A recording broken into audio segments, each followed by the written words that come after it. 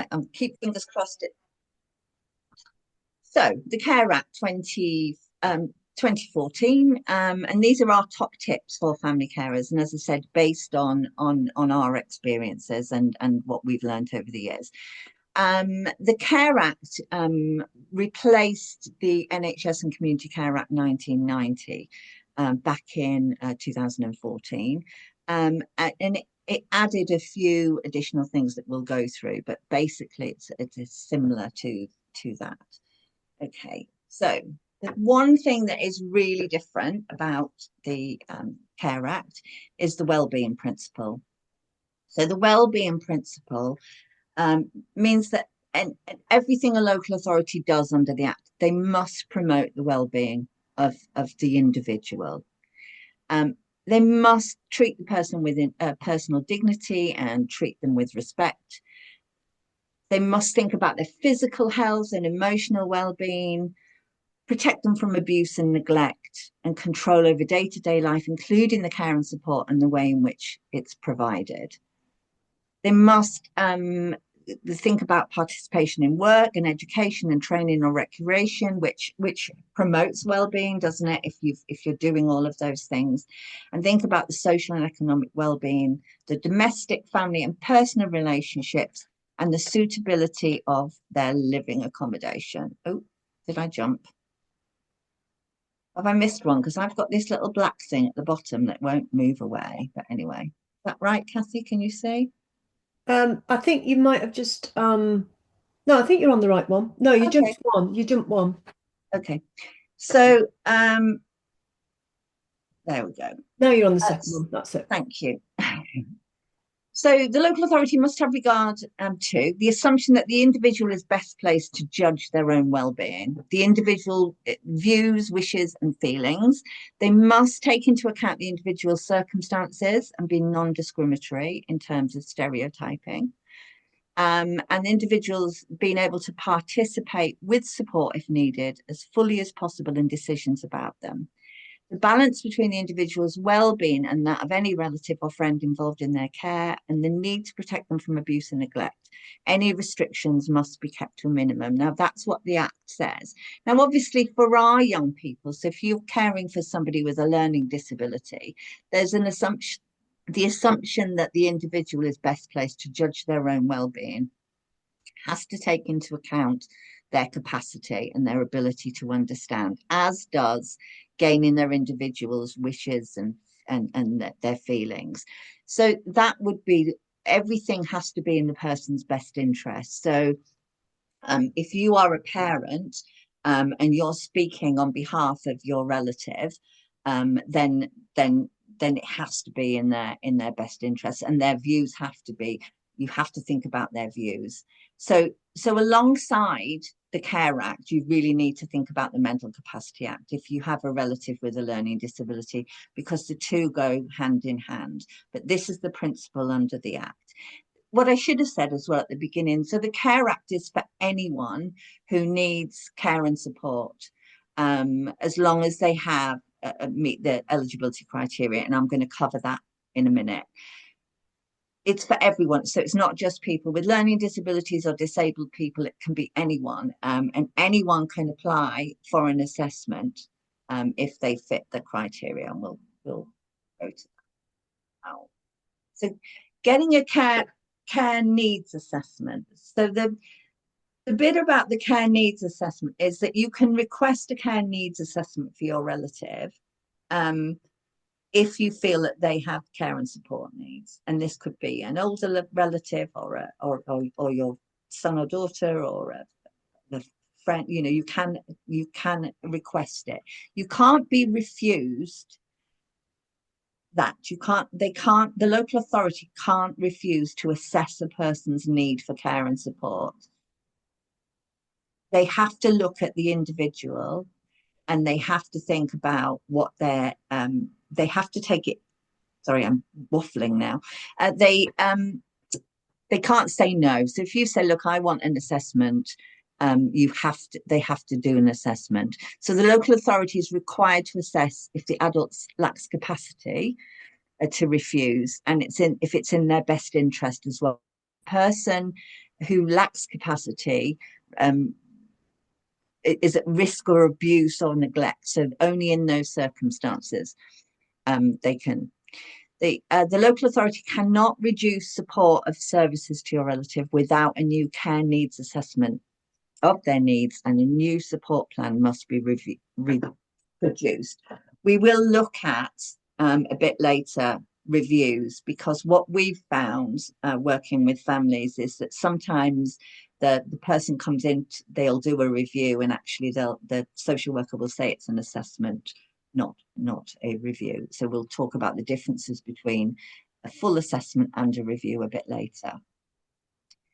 If you've not had a review for 3 years or more, it should trigger a new care needs assessment automatically. So if you have support already and you haven't had a review of that support, it should automatically trigger a new assessment. It can't just be a review. And they should do an annual review, so it should be reviewed annually. But if it's not, for whatever reason, because we know how hard-pressed social care is at the moment, you need to flag that up. If you haven't had a review, it should be a full assessment. So the eligibility. Kathy, you need to tell me if anyone's got their hands up, because I can't see when the screen's on, by the way. Or if there's any questions. We meant to say questions in the chat as well, didn't we? Yeah. So the care needs assessment should identify all the needs. These are what is quite often termed as your assessed needs, but but not all will necessarily lead to support being provided. The council will usually only provide for eligible needs, although local authorities should consider meeting non-eligible needs if it will help prevent them from escalating and getting worse. So if you can argue that the support the person is getting is going to make their condition worse, or they're thinking back to the wellbeing principle, it is going to impact on them, then you can argue that. The decision about eligible needs must be carer blind. And this is the thing, I think, and Kathy, feel free to jump in, and Una, that if this is the bit that we think gets missed a lot of the time, and that as carers ourselves, we don't always think about exactly what we do, everything that we do for our relative when we're caring for them. Because we're it's particular if you're a parent. I think if you're a parent, you just do it because you've always done it. You've done it when they were a child, and you carry on doing that support. And this means that any help provided by the carers, whether it's paid or unpaid, must be ignored when determining whether your relative has eligible needs. So you have to look really at what you do and think about what you do as a carer and take that out of the equation. You have to be prepared as well to do it. Because if you're doing day-to-day support with your relative, there should be no assumption once your relative turns 18 that you will continue to do that. So the carer blind bit, I think, is really important. And I was going to say, I think this is really important when you're starting to contemplate the idea of supported living for your relative, because it might be that you'll think, well, actually, I'll go and pick up my son or daughter and take them to an activity once a week. That's great if you can do that, but you've got to think about, well, what happens if I can't do it one week? Who's then going to take them? So we would always recommend that you take yourself completely out of the equation when you're planning to do. Sorry, this is somebody who couldn't get in, so I've just sent them the link, which is why it's my name. It's take yourself completely out of the equation, because then you can always come in and say, actually, I'd like to take, so and so this week. But if they're dependent on that, the support staff, then it'll become an expectation. And if you can't make it, then the likelihood is that they won't actually get to go to that activity. So we always say, start thinking really about how much you do, how much are you in the car? How much prompting do you do to get them into even have a bath or a shower? It's all that's all support that you provide, how much mealtime preparation. Are you preparing the meal or are you supporting them to prepare a meal? If so, how much time does that take? And as Gail said, we just get on and we tend to do it and we don't really think about how much time we spend. But if you start to add it up, it's a lot. So just it's kind of take yourself completely out of the equation. Yeah, I think that's really good advice. And I think one of the things that we always talk about is if you're think about when you're filling in like a DLA form or a PIP form and you have to think about the time spent. You know, I always used to really frustrate me a little bit where they say how many minutes that you have to do something. But it's a really good indication of how much support the person needs and how much as you're doing for them. So it's really important. So think about it from that perspective when you're doing this assessment. So the Care Act introduced a new single national eligibility framework for all local authorities. And to be eligible for support, your relative has to meet 3 of these requirements. So their needs must result from a physical or mental impairment or illness. This is the language that they use in this, not maybe what we would use in real life. They must be unable to achieve 2 or more of the outcomes set out in the eligibility criteria, and we'll look at those in a minute as well. As a consequence, there is likely to be significant impact on their well-being.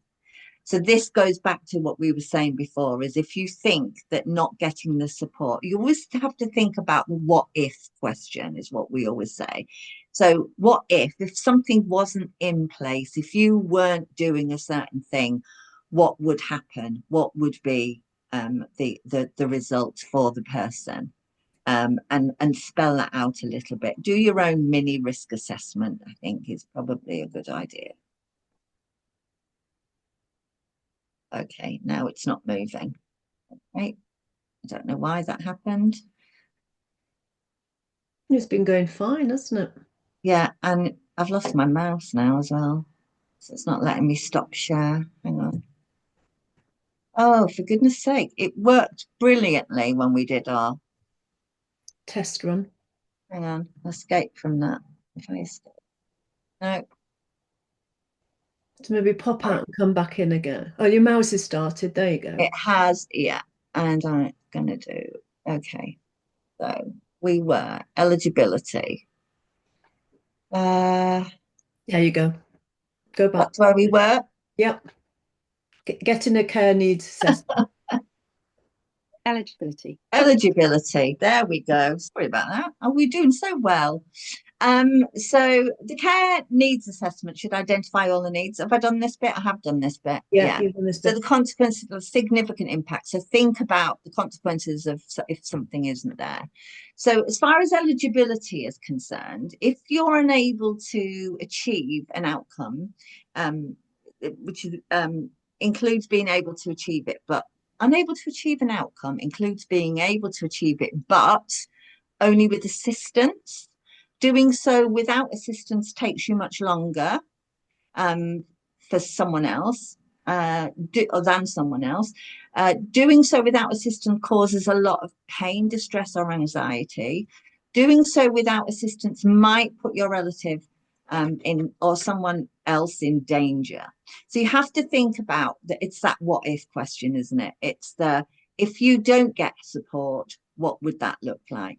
If your relative has fluctuating needs, then the local authority must look at them over a longer period of time as well. So if your needs, some days you're absolutely fine, or if not fine, but you can manage certain things. If that's likely to fluctuate or change, then they need to look at it over a longer period. Yeah, we've got a question. Of what age does the eligibility start from? So the Care Act kicks in at 18, Kathy? Yes. Yeah. Yeah, 18. So it's when they legally become an adult. Some of the other legislation, like the Mental Capacity Act, kicks in at 16, but the Care Act is 18. Is that helpful? Okay. So the eligible outcomes are, and these are the key things to think about. If you need support managing and maintaining nutrition, maintaining personal hygiene, managing your toilet needs, being appropriately clothed, and that is, wearing the right clothes for the right weather and all the rest of it. Being able to make use of your home safely, maintaining a habitable home environment, developing and maintaining family and other personal relationships. And we think sometimes this is the one that gets missed a little bit, don't we, Kathy? We talk a lot about how, help to go out and meet friends and things is really important. Accessing and engaging in work, training and education or volunteering, using necessary facilities or services in the community, including transport and recreation. So all this is what it says in the Care Act. These are the eligible outcomes. So one of the things that, do you want to go through this a bit, Kathy? Because one of the things that we talked about earlier was about how we need to think about it as a carer, take ourselves out of the equation. And you developed this weekly planner, didn't you, to think about the things that you did for your daughter? Yeah, so it's just really to try and get an idea of how much time I spent supporting her at home or caring for her at home. I came up with this thing. I mean, you can adapt it to yourself, but it was a really good way for me to just understand how much time I actually physically spent doing things with my daughter, and that way you can kind of then think about how that relates to the assessment when you start to fill that in, certainly from a time perspective. Again, because I think you don't always realize how much time you might be spent in the car just driving to and from, because if you don't always get transportation paid for, so often you might be the one that's actually taking them and picking them up, and that is time you class as being, caring for your relative, because if you didn't do it, they wouldn't be able to go. So this was my way of coming up with something. But there are lots of great templates out there that you could adapt. And you can spend more, you can even adapt it to kind of thinking about, well, how much time do I spend preparing food for them, especially if it's somebody who's got quite specific requirements around, their eating, or, how much time do you actually spend cajoling somebody to get ready for a shower, or how long do you spend? I mean, I've done it very kind of as a very generic overview, but you could be much more specific, and then it would really actually help you start to think about almost what their eligible needs are, because it'll start to help you focus on the things you're actually doing that they can't do, and then you can relate that by looking at the list of eligible needs in the Care Act and thinking, oh well, I actually do that. So it's a really good way of you starting to almost just be a bit more rational, I suppose, about the actual assessment, rather than thinking it from an emotional mum point or dad point of view. So and I think what I like about this, I mean, I love the idea of, we always say to families, don't we, do a daily diary, do a weekly diary, so you can see across the week just what you do. So before you have an assessment, it's really helpful to do that kind of weekly diary. What I love about this one, though, Kathy, is that you've included things like what the things that are important to your daughter, that you've talked about the places she likes to go and the people and all of those things, is really, because that's what we're looking at really. At the end of the day, we're looking at what is important to somebody and what support do they need to do those things that are important to them in their lives, and what would happen if those things weren't being, I'm going back to the well-being principle, what would happen if she didn't go to the ICE social club, or she didn't go to the Whitney Wolves, or some of those activities that she was doing at the time. Again, it's thinking about what's important to them. So I can bear that in mind when you're doing it. And when we do it as part of person-centered planning, that you would always start with what's important to someone and how best to support them. But put your mindset into that when you're thinking about the Care Act assessment at the same time. And it helps to kind of guide you through the things. And if you're thinking about the weekly diary, again, it looks at the times and the amount of caring you actually do. And Jenny has mentioned that you could colour code the actions which relate to each of the eligibility criteria, which is actually a really great idea. Really good idea. Yeah. Yeah. This is why we have these events, you see, because we learn something all the time as well from people. Yeah, and that's a really good idea. Just one quick question that came in, I think must have been from Titania because she's come under my name. What about under 18? What regulates social care support before 18? Well, that's that's the Children and Families Act. Yeah. So the Children and Families Act. I mean, the whole point of the new acts when they both came in at the same time was they were meant to dovetail. So they were meant to follow on very nicely. But they are two different legislations, and everything changed. Once your child becomes an adult, they are an adult in their own right. And things, you know, we worry as parents what will happen sometimes when our kids become an adult. But actually, they have more rights under the Care Act than they probably do under the Children and Families Act, in my personal opinion. That there is no onus on you to continue support. You can say to the local authority, I'm not prepared to do that, but I will do this. You can have it because they're an adult. And, you know, think about it from our perspective as parents. We have been carers for 18 years by the time the Care Act applies to our children. So and it's going to continue. We're working with families who are in their 80s and 90s who have been caring for their relatives for very many years. So you know, there should be those protections there for the person and the support, and you do have to think of yourself as well in all of this.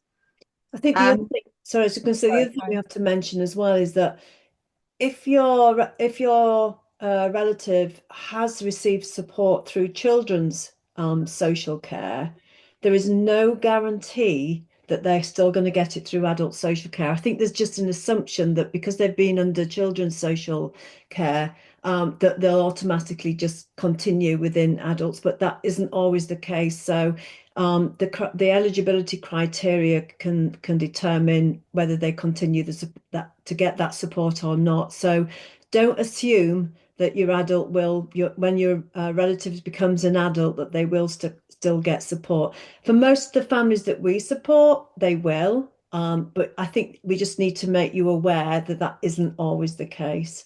And vice versa. So just because your child isn't eligible for support during childhood doesn't mean to say they won't be eligible. Only an assessment can determine whether somebody is eligible for care. Okay, so care and support plans must be, so this is what happens. You have your assessment and then a care and support plan is developed. And these are the things that it must include within the care and support plan. And you should see a copy of this as well. So it must be in writing and address all the how, who, what, when questions, and they must be really clear. It must include a note of all your relatives' needs, including needs identified during the care assessment. It must include details of which ones are eligible needs. It must include the needs that the authority is going to meet and how it will meet those needs.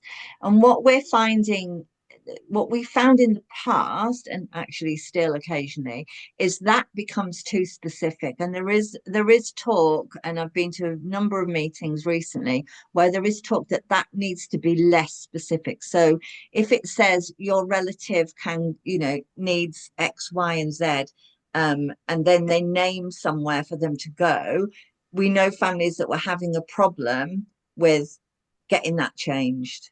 But actually it shouldn't be too specific. So for instance, if somebody wanted to go to the ICE centre, say in Witney, and then after a while they didn't want to go there anymore, then they could still have that flexibility to go somewhere else. And I think that is the thing that it's been getting a bit too tight and a bit too specific, but you can challenge that.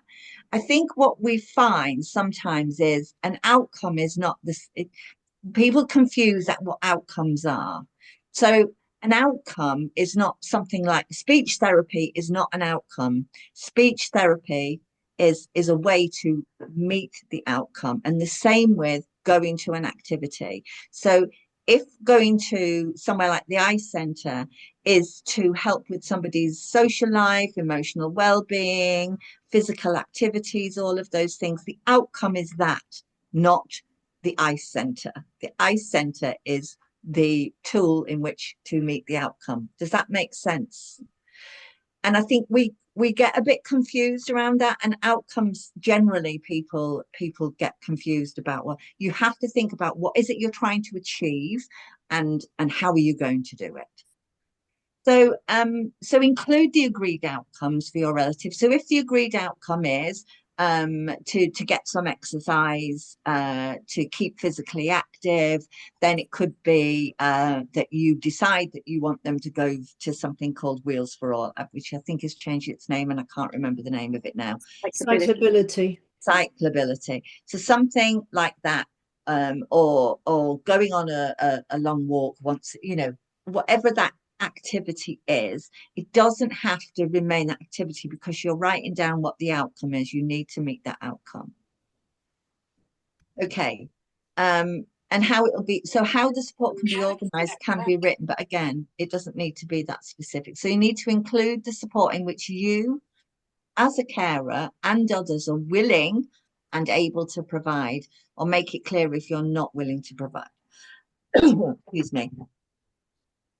Back to the carer blind and back to the you have the choice. If you decide you're not going to do it, then that support will need to be provided. There should be no onus on you. I can't reiterate that enough, because so many times we've heard from people who've been told they should give up work, or they should can they go down to part-time if their relative is at college certain days. I'm hoping that doesn't happen now. It's certainly happened in the past. So you just need to be mindful. There should be no onus on you. I'm going to have a swig of my tea. So it also needs to include your desired outcomes as a carer as well. So think about your needs as a carer.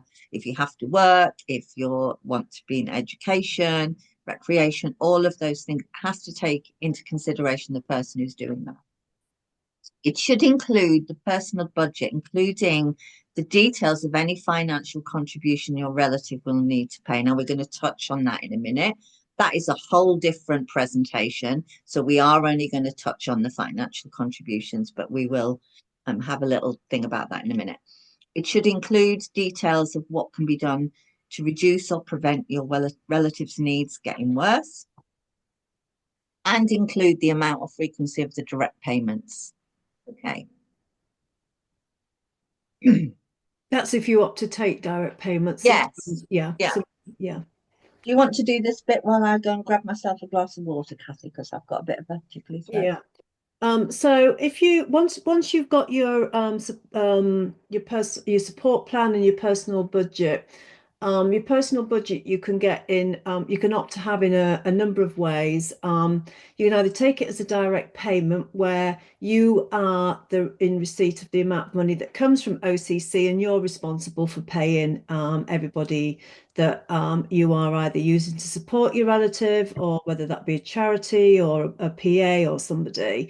Now, or you can have a managed account whereby actually OCC, you've asked them to pay the providers directly, which is often what a lot of our older carers tend to do, because they don't want that responsibility of managing the finances.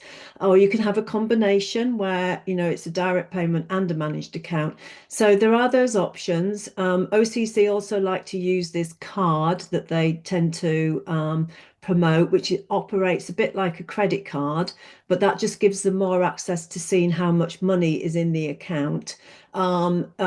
So if you go down the direct payment route, then the thing you need to remember is if you're going to be employing somebody to look after, to support your relatives, to take them out to activities or whatever, those costs must cover all the things of actually recruiting somebody, payroll. So, you may have to pay for holiday pay, pension, maternity leave. It is like employing somebody, but there is a direct payment team at Oxfordshire County Council who will help you. You'll be referred to them. And if you've got any questions about that, because it does feel quite scary. You know, I remember being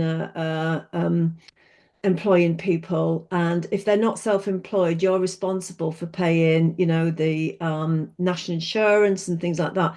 And I don't know about anybody else, but the minute that HMRC gets involved, I get a bit wobbly because I'm like, oh my goodness, am I doing everything correctly? Have I managed to pay everything? So you just need to make sure that you understand when you do direct payments, and you're employing somebody and they're not self-employed, then you need to make sure everything is covered. That's including insurance, employers' liability insurance, public liability insurance. If they're taking them out in their car, that needs to be covered. You know, because if something happened, you'd have to be able to know what to do and where to claim. I think there's a lot of myths around hourly rates as well. OCC do have a rate that they pay, and off the top of my head, I can't remember what that is because it keeps changing all the time. But if you're going to be using an agency, they are going to be paying more. So if you're struggling to find staff, you can actually go back to your social worker and say, I need support to find somebody here because I can't find anybody. Or you can go to here we go. I've got to remember Anita's on the call here. So oh my goodness, not Community Catalyst, but it's the other one.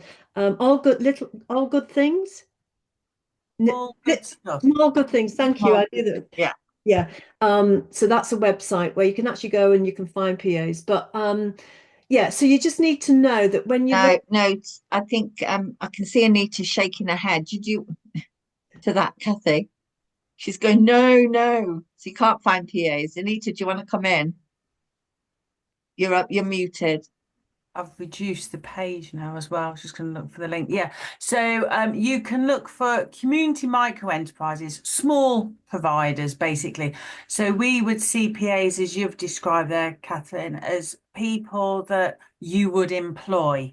And as far as I'm aware, in Oxfordshire, there isn't actually any organisation and what have you that's out there to support people to find PAs in that manner. Yeah.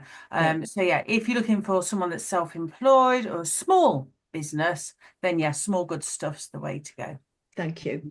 And it is an issue, and I know that, you know, I think for certainly some of our older carers, you know, who aren't internet savvy, finding a PA is one of the hardest things for them. And so, as I say, make sure you go back to your social worker if you're not getting that, because they should be able to help you and point you in the right direction.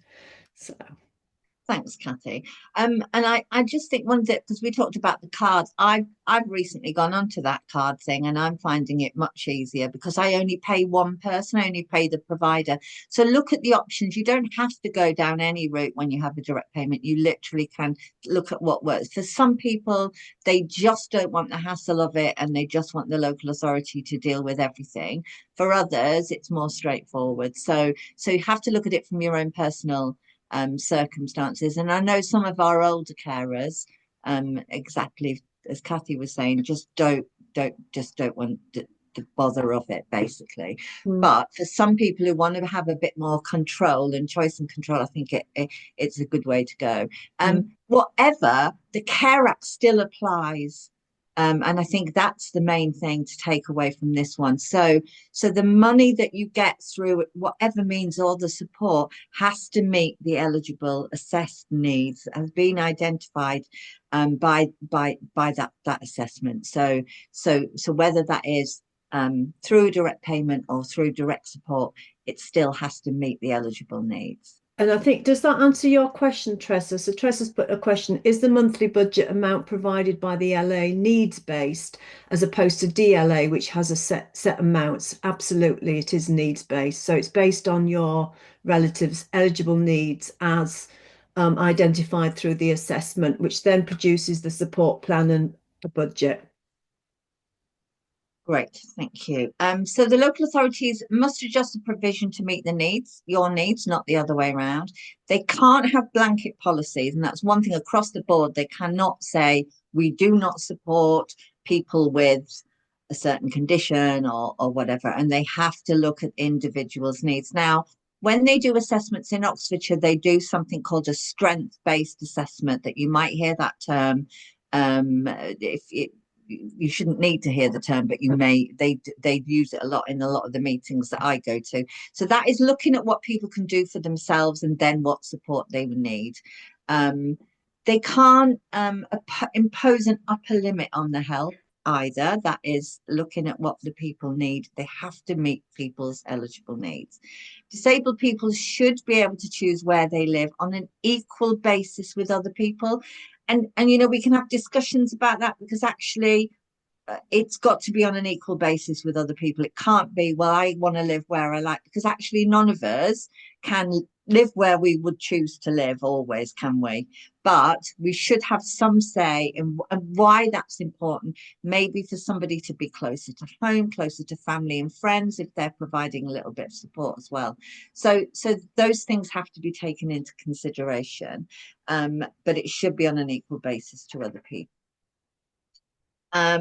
It may include the cost as a relevant factor in deciding between suitable alternative options for meeting your relative's needs. This does not mean choosing the cheapest option, but one which delivers the outcomes desired for the best value. So they've got to look at best value, but it doesn't have to be the cheapest option. So if something more expensive meets that person's needs, they have to look at that as well, because that best meets the desired outcome. So they can't look at it in isolation. Funding definitely comes into it when people are being assessed, but they can't just look at funding alone. They have to look at the bigger picture. And I think that's where sometimes it gets a bit confusing, really. But I think it's important that you have to look at all of the person's needs. The local authority cannot say, we don't have anything suitable, so you'll have to use a service outside of your area. They should be looking, if those services do not exist, they should be looking at developing those services within that area. And so they have to support, if it's down there as an assessed eligible need in someone's Care Act assessment and their care and support plan, it has to be followed. So they can't say you'll have to arrange this yourself using a personal budget. And we hear this a lot. You've got a personal budget, go away. It was almost to kind of, it felt sometimes like it was, well, we've given them a personal budget, it's up to them. And I've known some families with children, actually this was, who have really, really complex needs, who were not able to find, if the local authority with all their resources can't find the support that this family needed through health, through social care, through everything, then what chance does the family stand in getting that help? And the carer also needs that support to do that. So you can say, well, no, I'm not going to do that.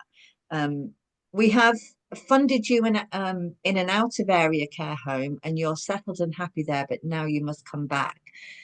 There is they want people to come back and live in our local area, because I think they can keep a closer eye, is the argument used. And also, but if somebody is settled and happy where they are, the local authority cannot insist that they come back into county. They have to have you always have to, and it's back to the to thinking about what is in their best interest. Would it be in their best interest to move back?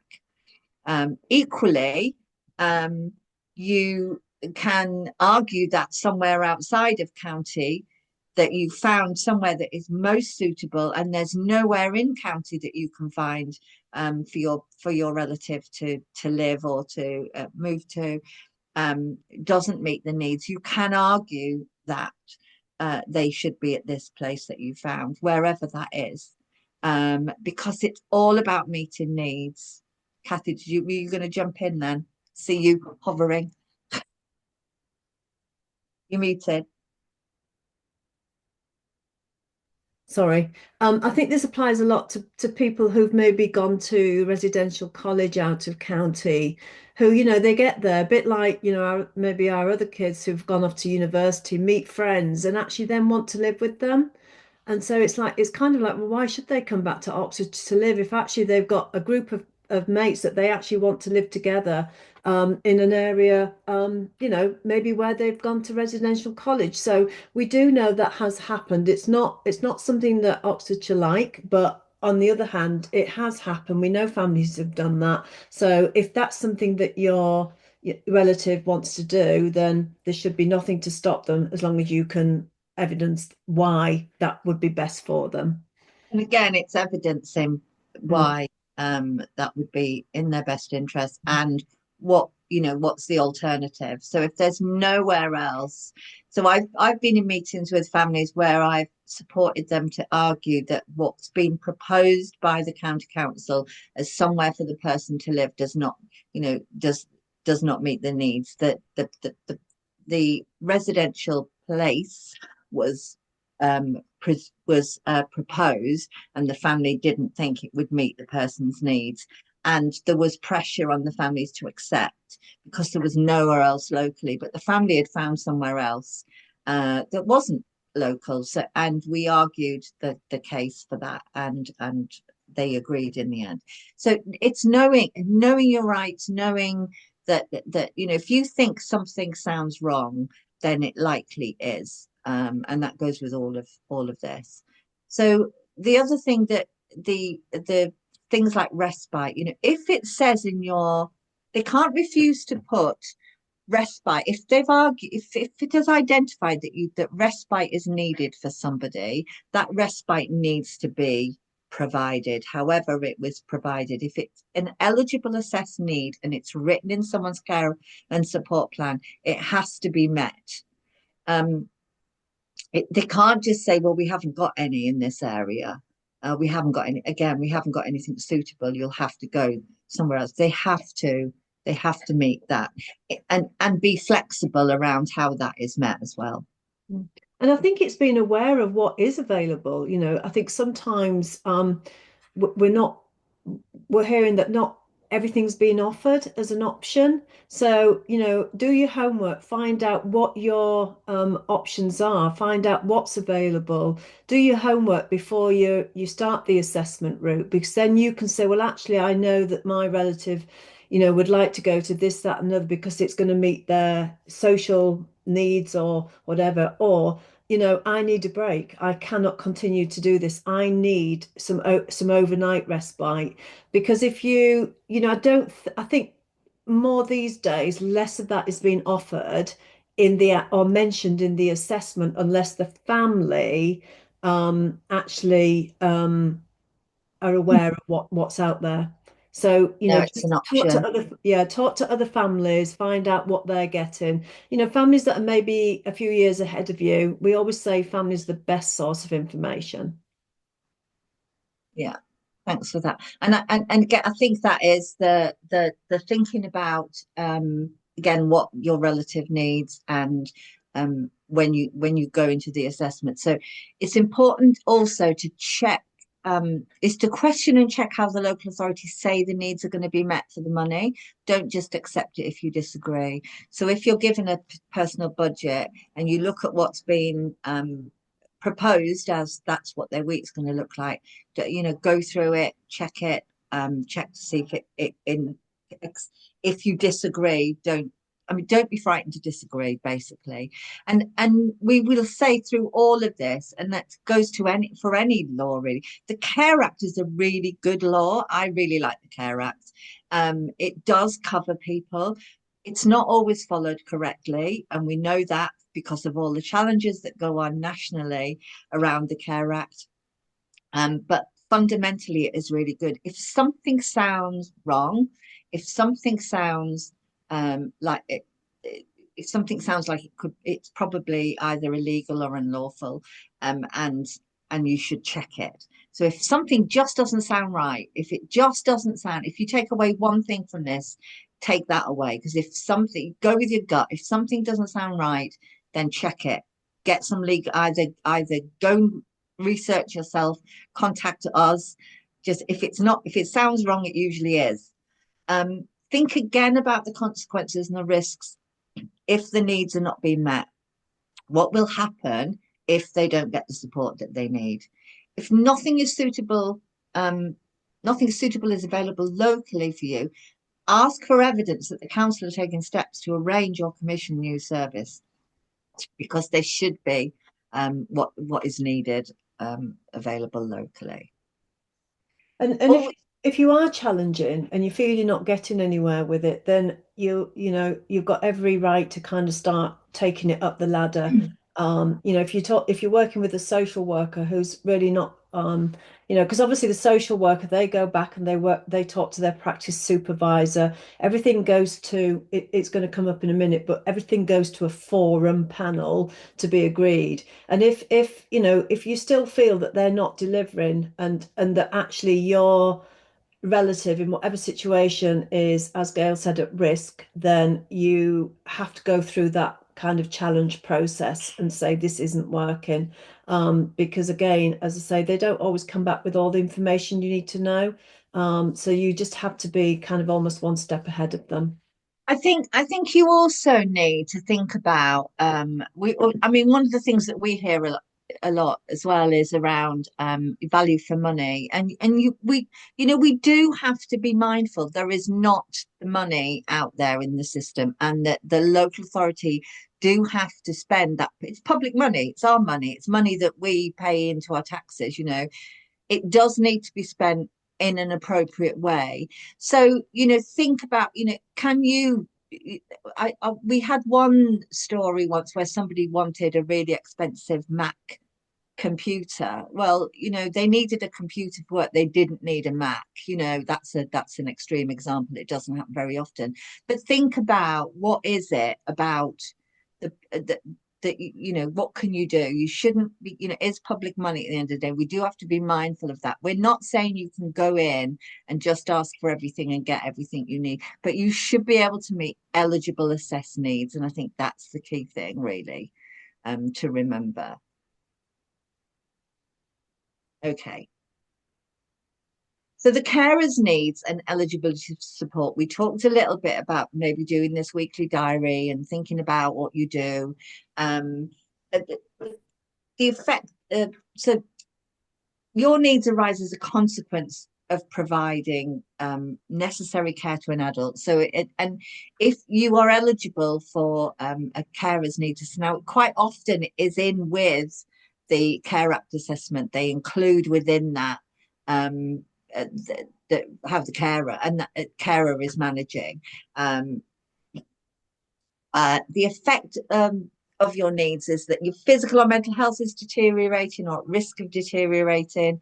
You're unable to achieve one or more outcomes, including carrying out responsibilities. I think some of this is definitely as you get older, if you're finding it harder to do the things that you're meant to do, or through your own illness or health needs, you're unable to provide the support. You need to get that support provided to your relative.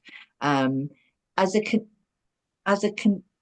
consequence, there's likely to be a significant impact on your well-being. Did you want to add anything to that, Cathy?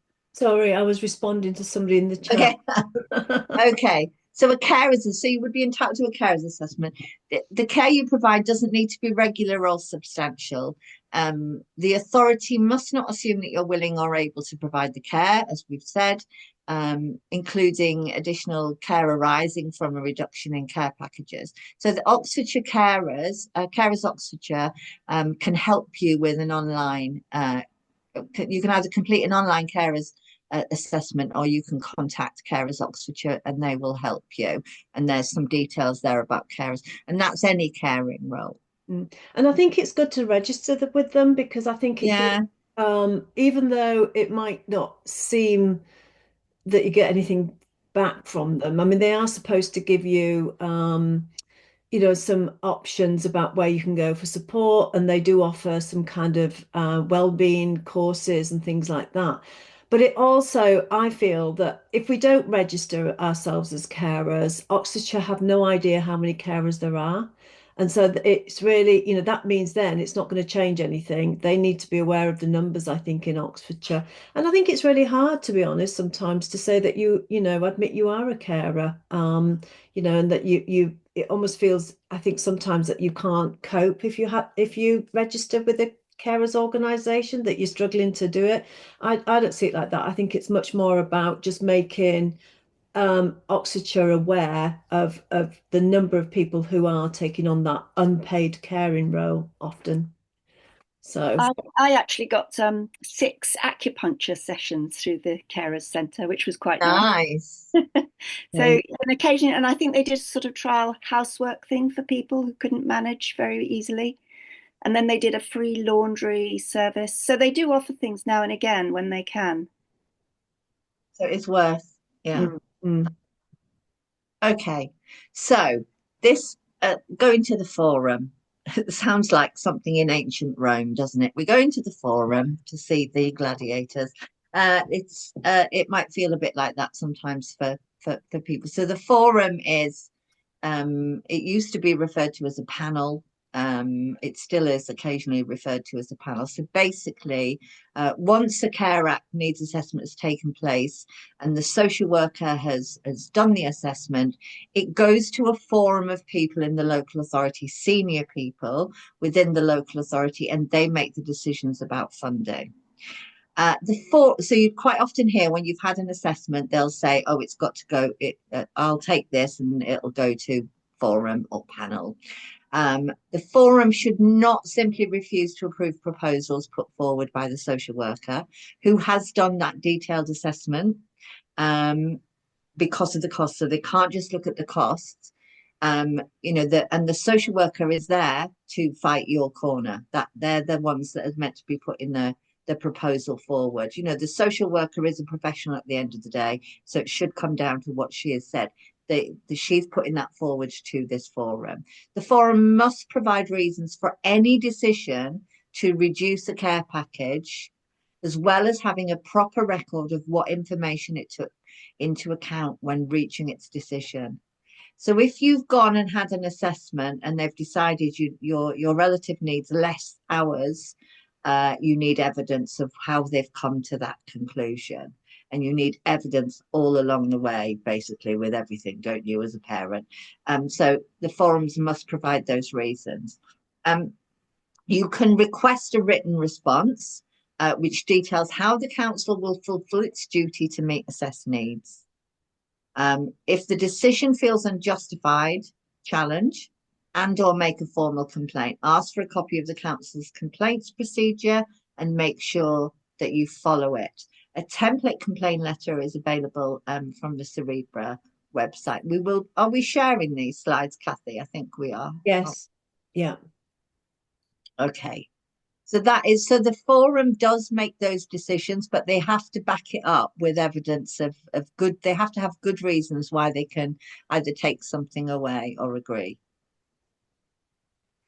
This is the bit I talked about earlier, which is about reviews. I have personally been in a meeting with a social worker who came to assess my son, who said, when I said to her, is this a review or is this a reassessment? Because it was starting to feel like an assessment. Is this a review? She said, well, it's both. And I argued back, no, it can't be both. It has to be one or the other. Is it a review or is it an assessment? The review is there to make sure that everything is working okay and identify what is not working for somebody. So it's carried out to ensure the support plan is up to date and is continuing to meet the person's needs. And it covers things like whether the care and support is arranged in the best way to meet the needs, the outcomes identified in the Care Act assessment, whether your relative has other needs that have emerged. It's usually carried out annually, but it can be carried out soon. If you feel that your relative's needs have changed, you can ask for a review. Only a review can trigger a new assessment. And that is if something has changed for the person. So you can request the review by contacting the adult social care team. They do have a review team. The review should not be used as an excuse to reduce funding. So they can't come in and review and then say, we're going to cut your personal budget, or they're going to reduce funding, or we're going to cut hours of support that a person gets. They can't do that. If that happens, then you need to challenge it, because it has to be a new assessment, and a new care and support plan should be produced. With the exception, I think we'll find, is if somebody moves into a new home and they have literally been there for 6 weeks, they will do a review after 6 weeks. That is in the early stages, and quite often things can change in that time. But you still have to evidence, again, what has changed, why you said they needed this much support at the beginning, and why they don't now. And I think that's the key thing, is you can go and say, look, my relative is needs have changed, or it can be a change of accommodation, it can be change of anything, but it has to trigger a new assessment, not just be a review. Does that make sense? And again, it can't be a review. They can't just cut the funding from your personal budget or your direct payment because of that. It can't alter the amount of the personal budget that your relative's receiving either. Only a new assessment can do that. So when you have a meeting with a social worker, because they don't always say where they're from and what team, the good ones do, and there are some that will do that, but occasionally you get a phone call and you don't know which team they're from. Again, I had that personally recently. But generally what you say, is this a review or is this a new assessment?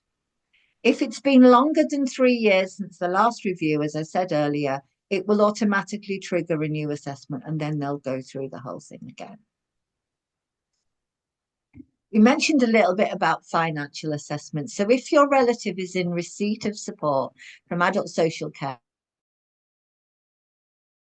the Care Act gives the local authority power to change for the care and support. Now, what we should have probably said at the beginning is that within all legislation, there is a power. Within this legislation, there is a power and a duty to do something. So a power is something that the local authority can do, and a duty is something they have to do. They must do it. So if it says there is a duty within the legislation, it means they must do it. If they say it's a power, they can if they want to.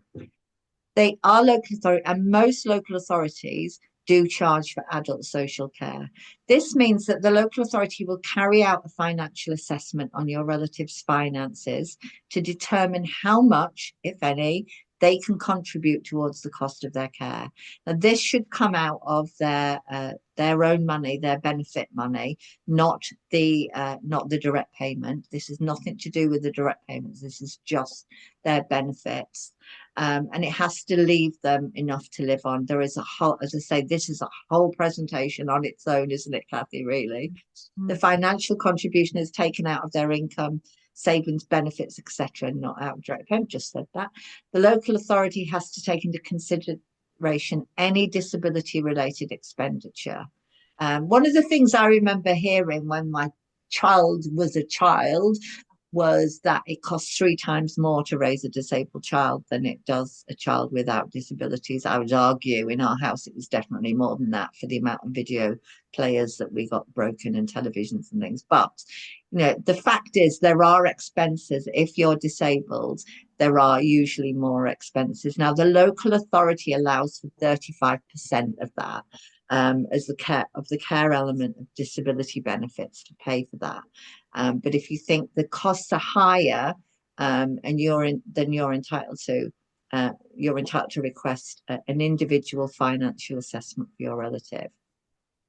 That should all be explained to you when you have a Care Act assessment through your with your relative, but it doesn't always follow. Sometimes you just get a letter saying, now you owe us this amount of money, and it can come as a bit of a shock. You know, suddenly out of your relative's benefits, they're being charged by the local authority. And what we've found is that the costs and the amounts vary so much, even though some people are on the same amount. Obviously, they'll have different disability-related expenditure, but even sometimes within the same house with people with similar needs, the difference is quite marked.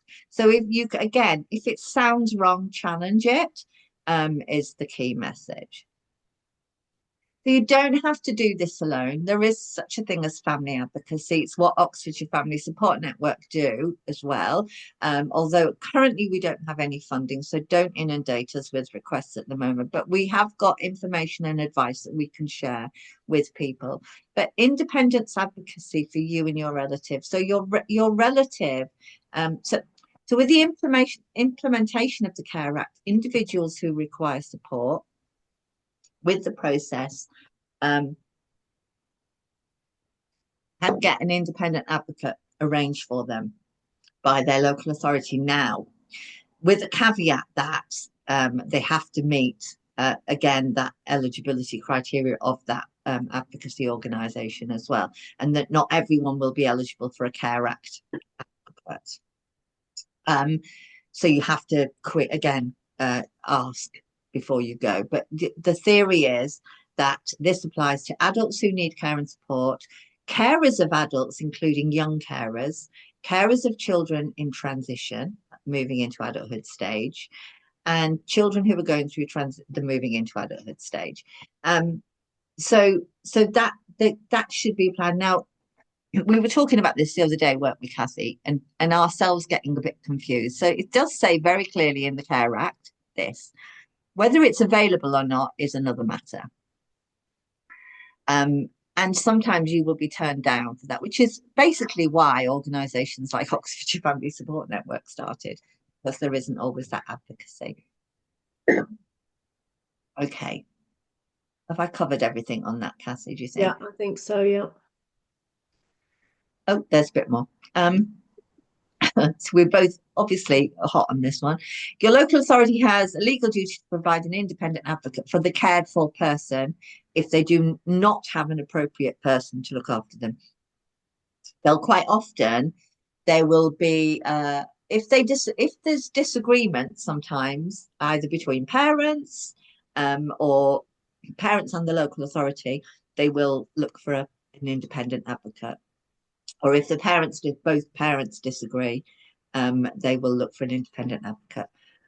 The Care Act highlights 4 situations, any one of which may result in difficulty in being involved. So if the person doesn't understand the relevant information, retaining information, using or weighing up the information, communicating views, feelings, or wishes, then the parent would advocate on their behalf, or somebody would have to advocate on their behalf. And if it's not the parent or a close relative, they have to provide somebody. Excuse me, talking too much. Okay. This is a guide that we did. We did it a while ago now. I need to go back and look at it, actually. But it's also in our Moving into Adulthood handbook in the section, isn't it, on there, Cathy? Yeah. Yeah. We've got a guide to the Care Act. Basically, a lot of our older carers said, can you put it down on one sheet? So all of this that we've talked about there, they wanted it on a 1 page. And we went, don't think we're going to be able to do that. So we managed to get it down to, I think, 11, which is pretty good going in itself. So we've got 11, just the top tips, just the things that we've talked about today, really, as a bit of a reminder. Huge amount to take in, I get it. We live and breathe a lot of this stuff, so we understand it. But yeah, if the key message, if I can reiterate, if it sounds wrong, it usually is, get advice, check it. Okay. And I think Gail, we just got a question here about, can a family identify their own advocate? It depends under which circumstances, really. It should be an independent advocate. So you could argue if the family have identified the advocate, are they completely independent? But then the families, I don't know. I'd need to get that. I'd need to check that. Mm-hmm. It depends. I mean, if it depends on the reasons why they need an advocate. Usually they will rely on the family member speaking up. Where it sometimes is issues is where you've got divorced parents and neither of them agree. I think that is quite common. Excuse me. I think also sometimes if the other ones we tend to hear about are ones where, you know, your relative that has got some capacity to make decisions which may be in conflict with the parents' views on things. And that's when we hear quite a bit about where there's a bit of a conflict of interest, and often then the person with the learning disability, they get the independent advocate to support them, and that can be a tricky situation often. So yeah. I mean, it's the right of the person. I mean, to be honest, I mean, we've heard lots of different cases where actually you've sort of felt, well, I don't think the parent is doing the right thing by the person as well. So there is a kind of, it's a balance, and to have somebody to speak up for them is really important. We don't always get it right as parents, do we? I mean, I'd like to think 9 times out of 10 we do, if not more. But yeah, sometimes. And I think that's always hard. I think, especially when maybe your relatives moved out of the home and they're in supported living, and then suddenly you have this support provider who is, you know, kind of providing the support for them, and they may not kind of agree with some of the parents' views as well, and so it becomes quite a difficult. We do a thing called Judy's Noodles, where there's lots of different perspectives on an issue, and you know, you have to look at it from everybody's different perspective on what the issue is, and that can be really difficult at times. So looks like Gail's got a cough. But yeah, so advocacy, there is, I put a link in the chat, there is an independent advocacy service within Oxfordshire, which is now, they keep changing their name. I think it's called Voiceability now. Yeah, so I put a link in there in case somebody is requiring. You have to, if I am I right, you need a referral to get an advocate. Is that right? Yeah, I think so. Yeah. Okay. So we had a couple of other questions in the chat around before we throw it open. What is a duty to respond to completed care assessments? I completed one and heard nothing back. LA has a definite duty to respond to that. And if you haven't heard back, then you need to chase with your social worker if you have one, and if not, go through the duty desk to find out what's happening. That would be because they absolutely have a duty once an assessment's been completed. Don't know, is there a timeline on that? I'm not sure. I don't think there is in the same way as there is with, I think with education, health and care plans, you've got a certain number of weeks, haven't you, that you have to do it by. I don't think with the Care Act that you do, but we'd need to check that. But equally, you know, like Cassie said, you know, it has to be, if they've given you, if you've done the assessment, they have to follow through with it. Another question here. What professional can complete the Care Act 2018? So I'm guessing can complete the care needs assessment. Does it need to be a registered social worker, or can any healthcare professional complete the assessment? Well, it has to be a social worker, and I think my understanding is now in Oxfordshire that they have to have done the social care course to be able to complete those assessments, because there are different we're finding that there are different people coming out now and doing different things, and they're not always social workers. So I think it depends on what it is, but I would say that a needs assessment has to be completed by a social worker, unless anybody knows anything different to that. Certainly my understanding. Is there any statutory requirement for the Care Act to be completed by the social worker? That I do not know. No idea. But that's something we can find out. We will. We'll find out and we will let you know. Yeah. Because that's not a question that we've come across before. No. Because we don't, because I guess here, I mean, is that just out of interest, is that somebody who is from Oxfordshire that's asking that question? We've got people from outside of Oxfordshire. I don't know. Outside. Outside. So we can only talk to what happens in Oxfordshire because we're an Oxfordshire charity based in. So this is an Oxfordshire families event. So we can only talk to what happens locally, and it's very unlikely that any care assessment, Care Act assessment, would be done by anyone other than somebody from the social work team. So they might not be a qualified social worker. They used to have care managers, but they don't have them. They have different levels, don't they, Kathy? But they're always from the team. So the review would come from the review team, and the social worker would come from the local area team, which would be locality teams. Yeah, locality team. Yeah. So. But there are, you know, because I know that some the caseworkers that I used to work with when my daughter was moving into adulthood, she wasn't a qualified social worker, so she had to go back and get her qualification before she could actually join the moving into adulthood team, which is why I'm saying I think you'd have to have that social work qualification to be able to complete a care needs assessment. That would be my take on that, but I am not 100% sure, but we will check on that one. So yeah, so we can open it up to any other questions of anything that we might it's interesting though, isn't it, that in different parts of the country we've got one piece of legislation that covers the whole country, and already we're seeing it interpreted differently in different local authority areas, which always interests me. That's why you need to be aware that well, and it sounds because you know we work with a lot of professionals, and we open these things up to professionals as well, and it's fine. You know, we're not saying anything we wouldn't say to their face, but you know, at the end of the day, you do have to question everything, and you do have to know your rights, because the social worker or whoever doesn't necessarily know.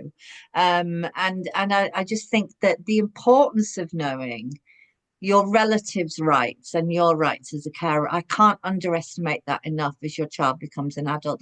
And it's never done. So even when you think you've got it sorted and they've moved away from home and there's all the rest of it, and I'm looking at various other people in this room that I know that applies to, something will crop up. Something down the line will crop up. It'll be something that's happened, or you need to apply again, or you'll have an assessment and they'll threaten to take something away. And you need to know, well, actually, I think you'll find that the Care Act says very clearly, and it does help. And then you're negotiating, not fighting. And I think that always helps. So you're speaking to the local authority, and you're speaking to the professional from a position of knowledge as well. And I think that is the key. So gen up on it, gen up on the Care Act, go back and read it again. Don't read the whole thing. It's a bit of a nightmare, which is why we've condensed it. But keep going back and rechecking. And absolutely, if something sounds wrong, it usually is. Any more questions before we go? We need to do the poll, don't we? The end poll. But if there's anything else anyone wants to say, I hope you found that useful. So we've got some nice feedback, Gail. Somebody said it was a brilliant session. Thank you. Oh, lovely. Thank you. So there was I missed that question. It's there. Yes, there will be a copy of slides. We will send those. Yeah. I'm just going to launch the poll because otherwise okay, start to disappear. Start leaving. Yeah. Hopefully you found it helpful. And there will be a recording on our YouTube channel as well.